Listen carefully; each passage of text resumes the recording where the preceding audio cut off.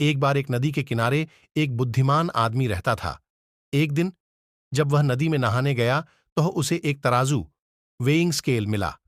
वह तराजू बहुत पुरान और सस्ता था, लेकिन उसने उसे संभल कर घर ले आया और उसे साफ किया। उसने तराजू को साफ करने के बाद देखा कि उसमें कुछ गंदे थे। उसने उन गंदे को भी निकल दिया और फिर तराजू को इस्तेमाल करने के लिए तैयार कर दिया। इसके बाद वह मार्केट गया और वह अच्छी तरह से तराजू का इस्तेमाल करके दुकान में सामान बेचने लगा। वह सभी को तराजू का इस्तेमाल समझाता था और उन्हें सही भाव देता था। धीरे धीरे उसकी दुकान की लोकप्रियता बढ़ने लगी और लोग उसकी दुकान में से सामान खरीदने के लिए बेझिझक तैयार हो जाते थे। इस तरह उसकी दुकान बहुत ही मशहूर हो गई।